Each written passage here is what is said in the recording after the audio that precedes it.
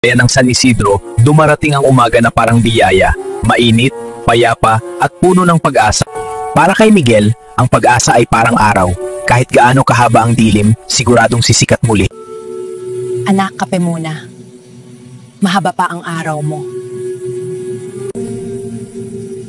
Salamat, Ma. Masikip pero masarap sa pakiramdam ang maliit sa kusina. May amoy ng kape at kahoy.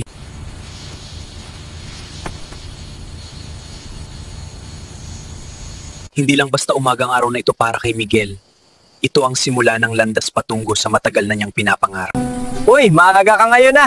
Akala ko hanggang alas 8 ka na naman nakayakap sa kumot. Hindi na ako bata, Thomas. Panagbata ka pa rin sa height, pre. Hindi naman parehong tangkad lang tayo.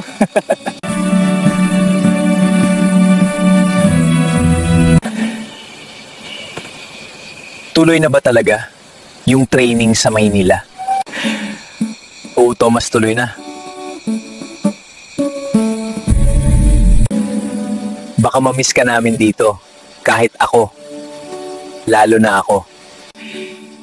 Hindi naman ako mawawala, pre. Babalik ako para sa mga plano natin.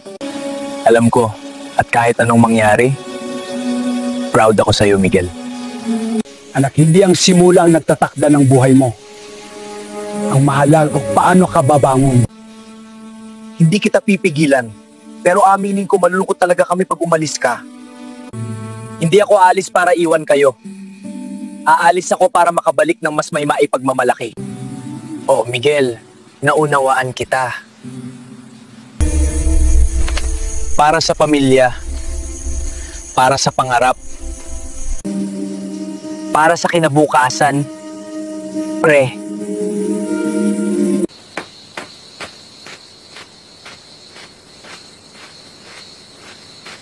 Pag sikat ka na sa Maynila, wag mo kaming kalimutan, ha. Baka naman libre mo ako kay t-shirt man lang. Bing! Yan na!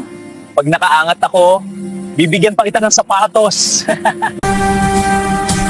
Kaya mo yan, kilala kita, hindi ka susuko.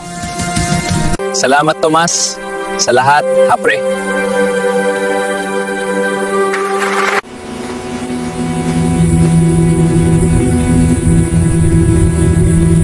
Ang bawat paglalakbay ay nagsisimula sa isang matapang na hakbang at ang pag-asa lalo pang kumikinang tuwing gintong umaga.